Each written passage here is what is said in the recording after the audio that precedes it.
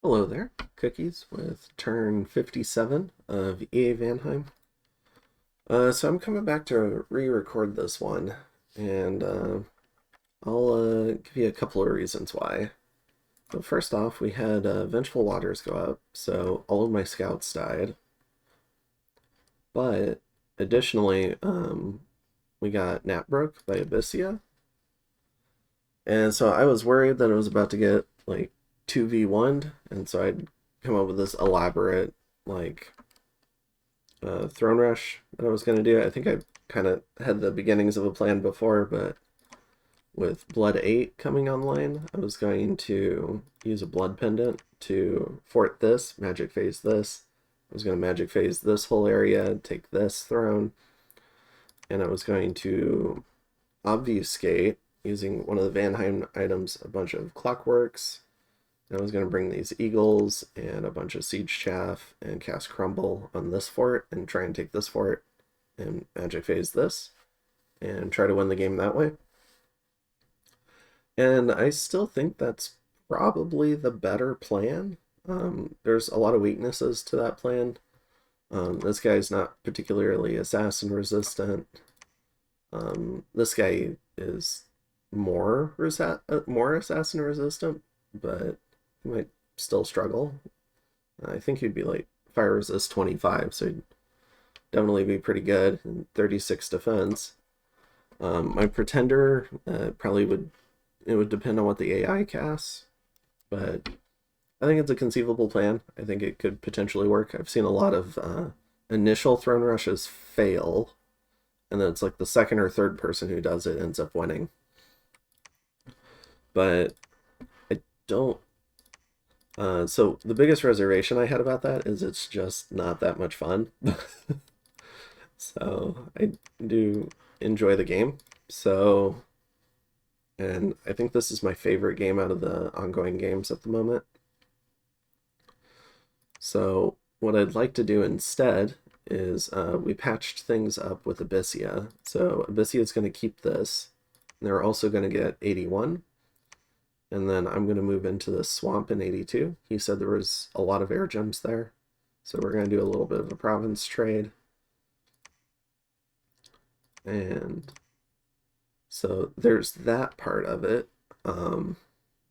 Vengeful Waters, Dark Skies, combined with Throne of Bureaucracy with the conflict bonus and a push of 5 is a super annoying Dominion to fight into. Additionally, I think I saw somewhere on the border he's got access to sisters, which are really cheap holy level mages. Or they're not mages, just holy priests. So if he puts one of those in all of his unforted temples, he can blood sack from it. And because he has all the unforted temples, his dominion pressure on me has been insane. So I have been blood sacking for a number of turns from all of my forts, and it's still kind of he's still kind of winning the dominion push war. So as soon as we end that, I don't know when we're planning to end the naps with Abyssia. Abyssia finally took Ubar. We'll watch that in a minute. But when those naps do end, I think my initial plan is a bunch of they're gonna have to be kitted out to work under Dark Skies. But a bunch of Jarls are gonna fly in, try to destroy a temple, and they're probably going to die. And he's probably going to put up Burden of Time, so I might have a hard time replacing them. I am going to try to do a Dispel. I don't have a lot of Pearl income, and he might have been saving water gems the whole game, because outside of summoning these wolves and making the deaths research boosters, I don't think he's really been spending gems all game. So I can try this Dispel, but I have a feeling that it might be like several hundred gems in each of his globals, because he hasn't had to use as many air gems either. Because he's just like fear aurid his way through every battle this game. So, in terms of trying to get around that, so we're going to finish Blood 8 this turn. And what we're going to do with that is we're going to get the Heliophages first. I don't want to have all my globals on my Pretender. And then we'll look into Blood Vortex. Probably on Marverni. And that might be a global that I try and put up like the turn the war starts or something like that. And then I can start using like 3 red seconds to fort up more places so I can blood sack for more places, that type of thing.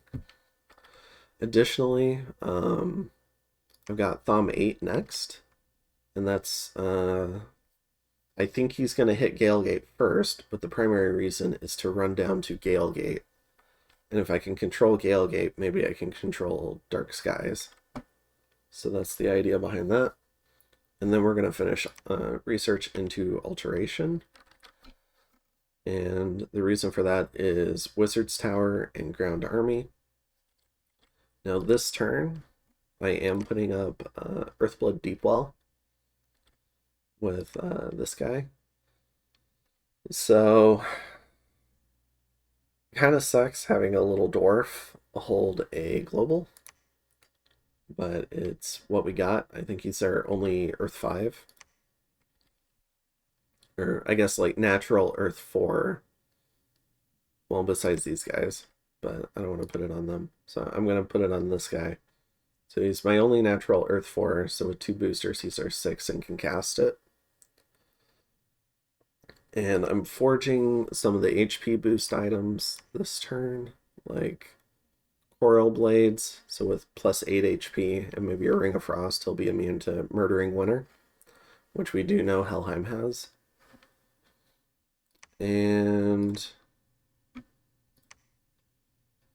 we're also going to be continuing to expand Blood Hunting a little bit.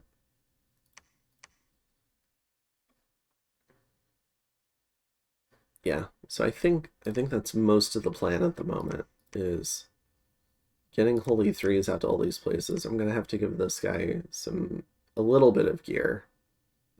Thankfully he's got like 17 HP, so he can probably survive a global. But he doesn't have the best morale. Like if Wailing Winds were to pop up, hopefully he could get off like Divine Blessing or something. And we're getting a few, this is a little bit of a greed play. We're getting a few more Lightless Lanterns. And then we're gonna just mass produce hats. But I'm just trying to get out this research just a tad bit faster, because I'm actually having to dedicate a lot of Jarls to preaching. Just to maintain Dominion with the blood sacking. So I got these guys preaching. I forget. Is that the... No. So that's the Throne of the Sun, which is also a big Dom pusher. So that throne, and then I'm assuming this is something like the Throne of Bureaucracy, maybe? I don't know. But the Dom push is insane from Helheim. Maybe that's part of his plan, just kill you with his Dominion.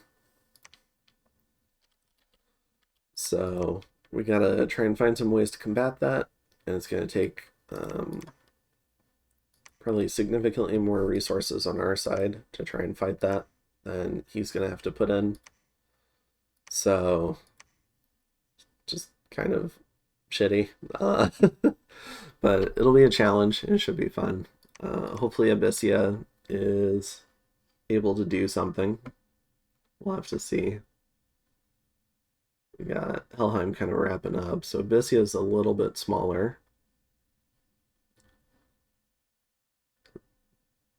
But yeah.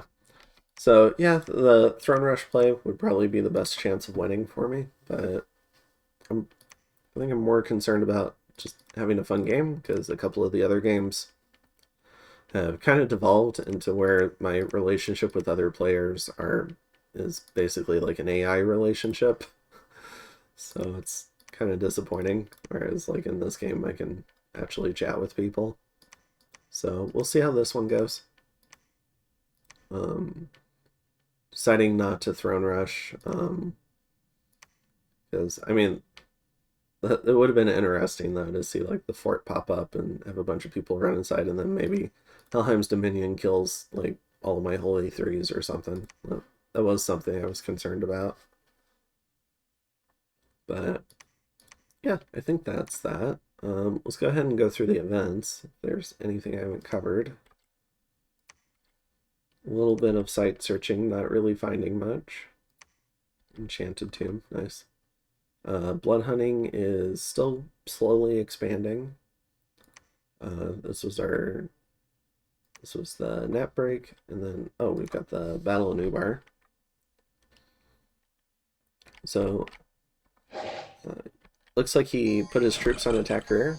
So, and I say this having already watched the battle, so I guess we can speed up a little bit. But you'll see these guys run in, and they're not who I would have chosen to lead the attack.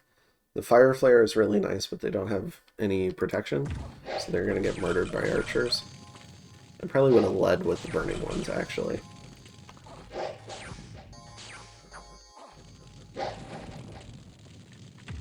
But yeah, they're just running straight back here. Finally getting to those mages, killing those mages.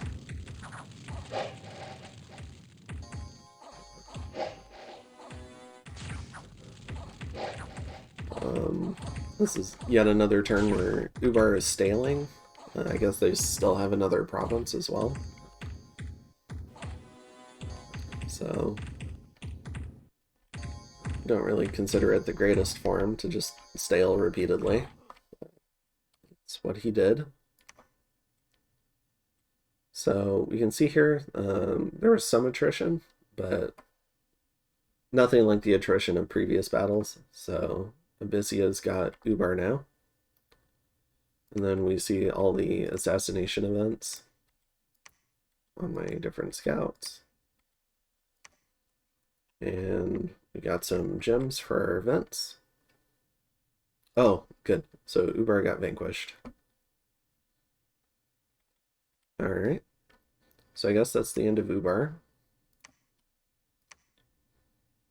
Yep, defeated. So now it's just the 3 humans. So that should help the turns go faster as well. And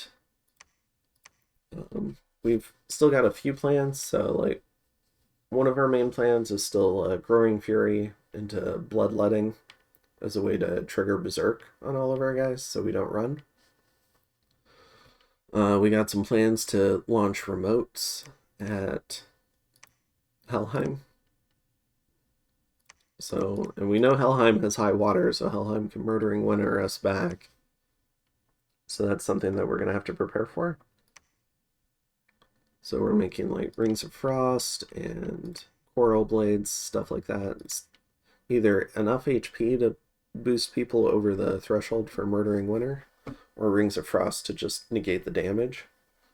So I kind of like having the weapon a little bit more than the Ring of Frost, which is why we prefer that. But I'll need both, considering we have little 10 HP dwarves that I'm concerned about. Or 9 HP. Starting to get a little close for Murdering Winter. I think Murdering Winter might do like 14 in my Cold 3, but I'm not sure. I forget if there's like a DRN roll on it. So, yeah. That's kind of the plan right now. I had like a whole plan where everything was like moving into position for a throne rush, but I don't need to do that anymore. I am gonna move Sylvis out with a whole band of sacreds because I only have like 18 sacreds over here. So I'd like to have like 80-ish in this Marverni region. I just don't have much. Well, just don't have very many sacreds over in that region, so I'd like to have more. Using sailing, I can kind of get around the Kalim region. It's kind of like a two-turn move to the cap, though. I do have a... Where's Rig going? Oh, you don't need to go down there anymore. Okay. So Rig was going to take a bunch of more sacreds down here for that throne rush, but he doesn't need to do that anymore. So I'll keep him here. And it might be something where I spread out my troops a little bit more. So, but right now this is the only batch I think that's vulnerable to Murdering Winter.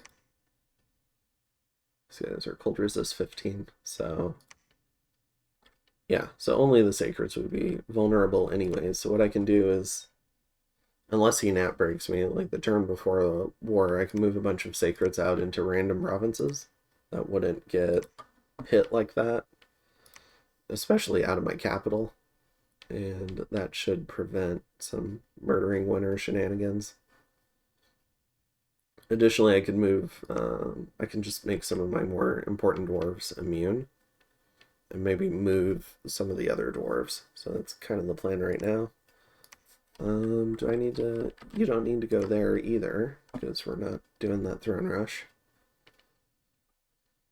So, yeah, that's kind of the plan there. And I will see you in the next one in turn 58.